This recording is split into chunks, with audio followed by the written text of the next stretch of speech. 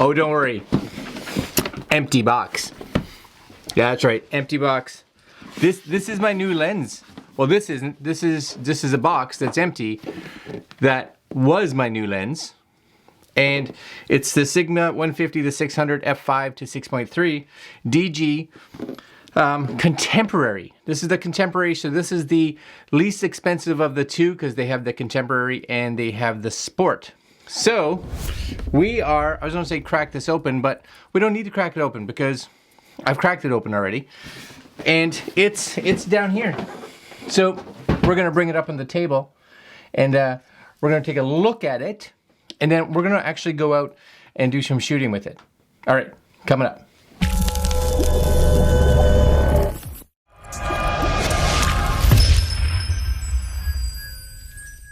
Okay, my friends, so this is what it comes in inside that box. You get this.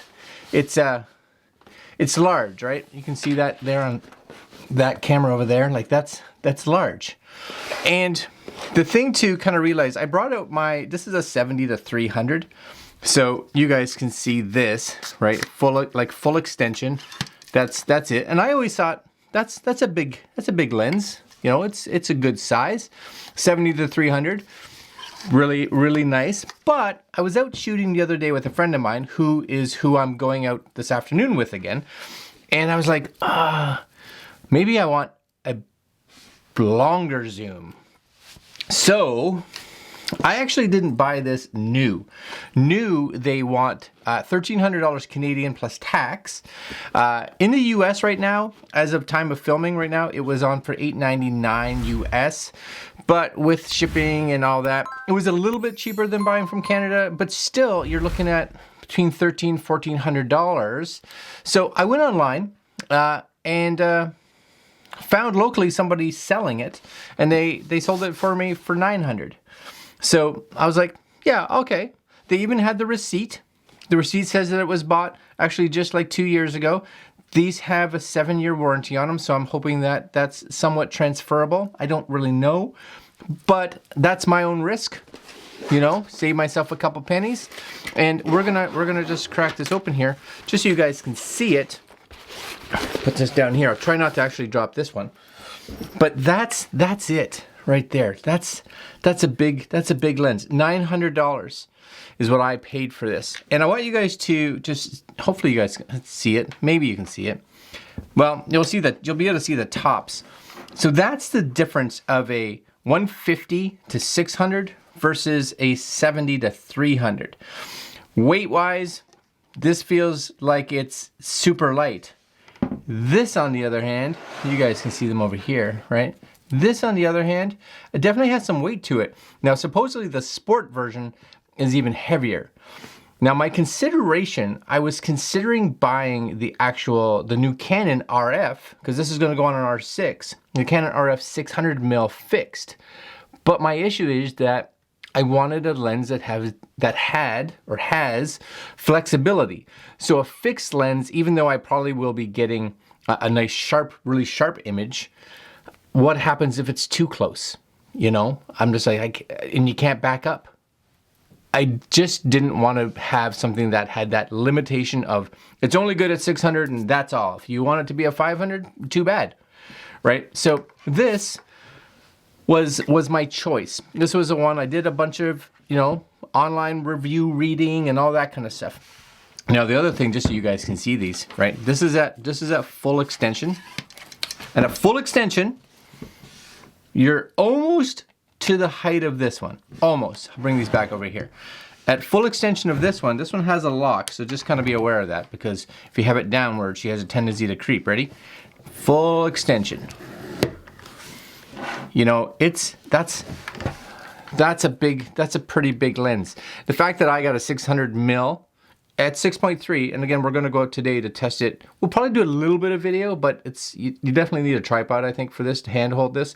But we'll do some hand holding photos for sure, just to see how it reacts. It supposedly has a decent stabilizer, and I'm gonna turn the R6 to make sure it has its IBIS turned on as well. So, This is it. We're gonna go out today and take a look. So I'm kind of excited. All right, guys, coming up. Come with me. I'll even have my little 360 cam mounted to the camera. Oh yes. All right, we're gonna go now. I should put pants on.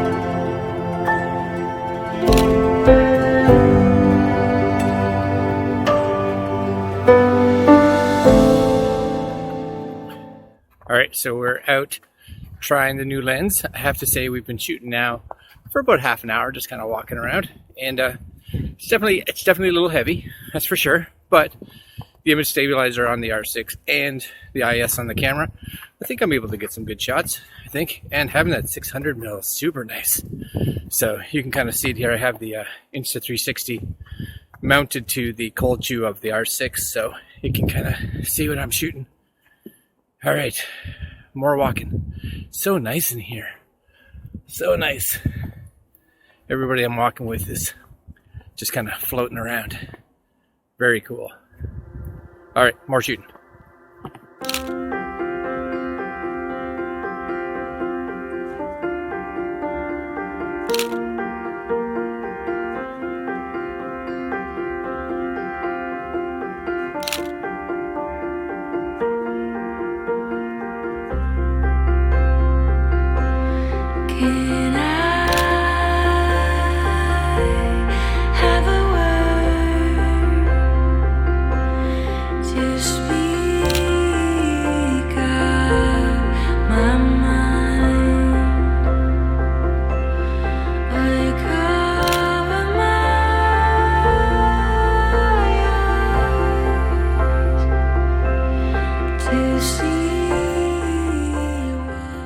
All right, so we shot a turkey. Not actually shot a turkey, but we took photos of a turkey.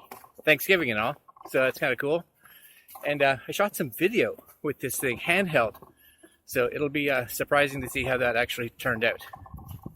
Yeah, I had to hold my breath the whole time, just because I'm like, please be steady. All right, more walking.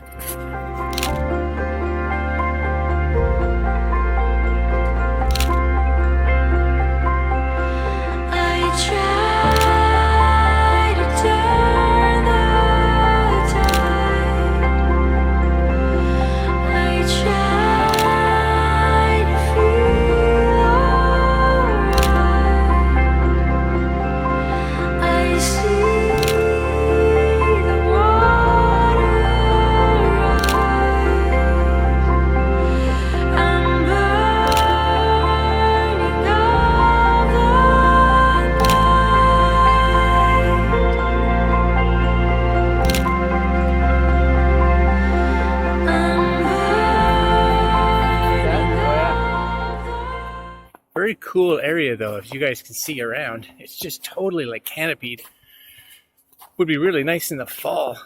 But right now, just barren, which is cool. What do you see? Are we making too much noise? Oh, ducks. Cool. We're going to shoot some ducks. Oh yes.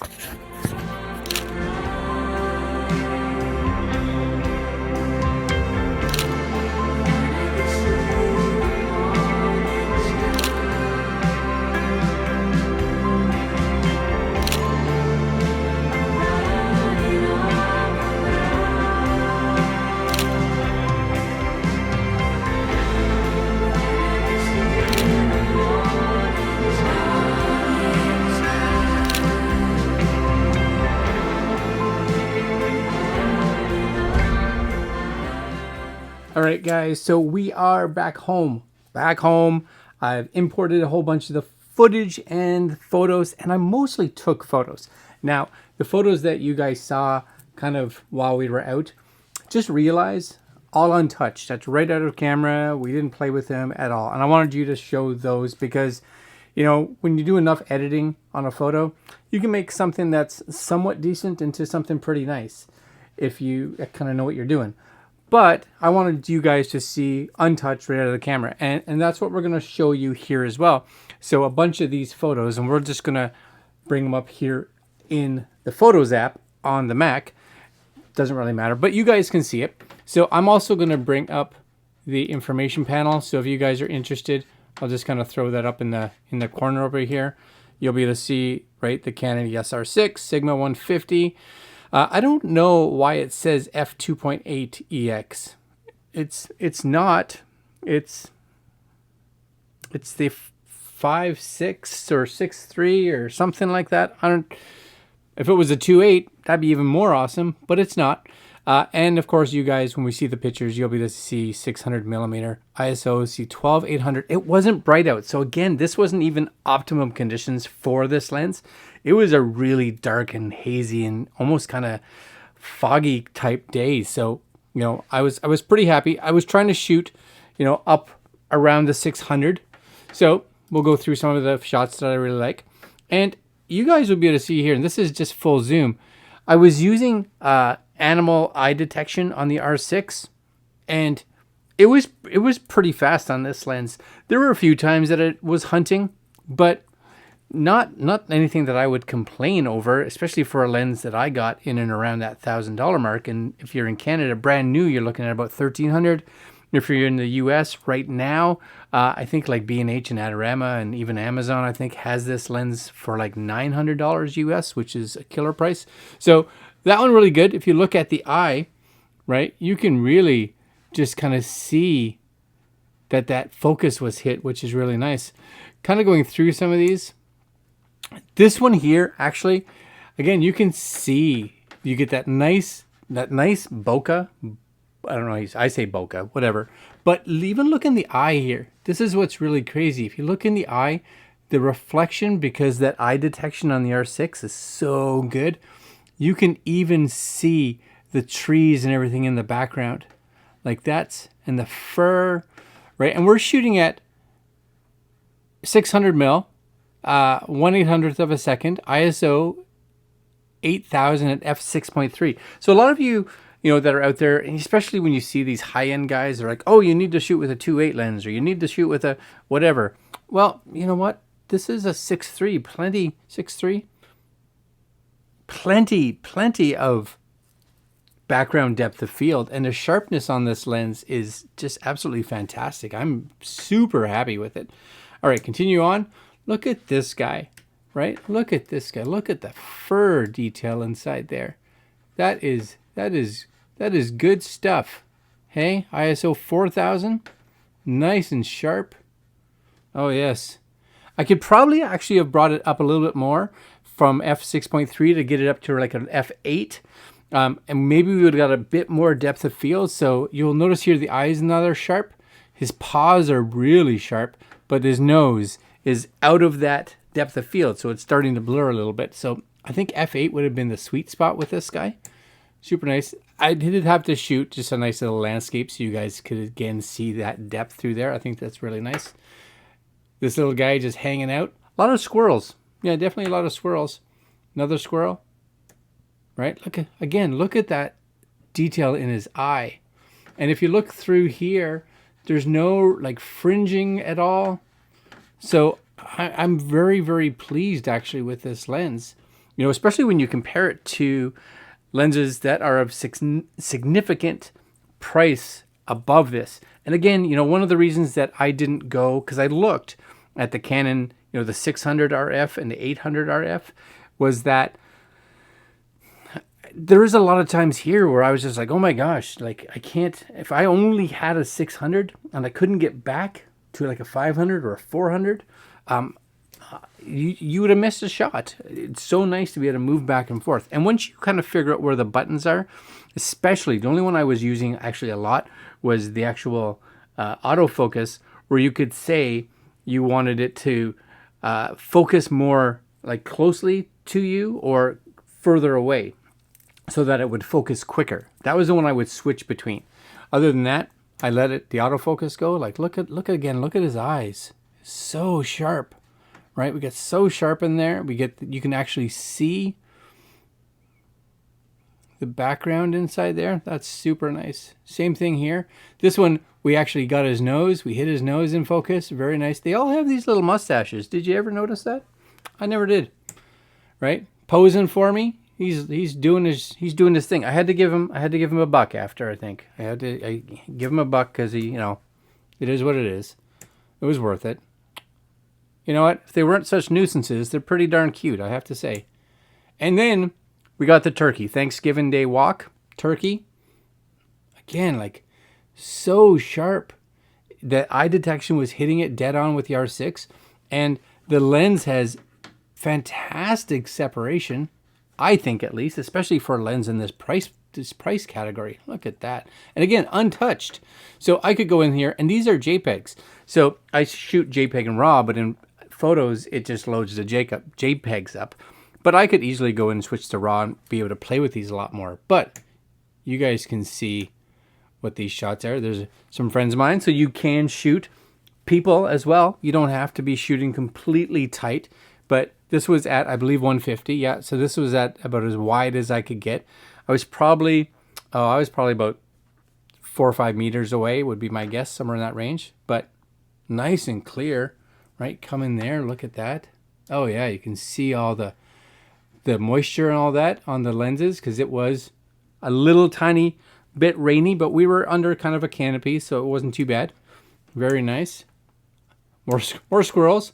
Little water droplet. Look how sharp it is. We hit that focus on there.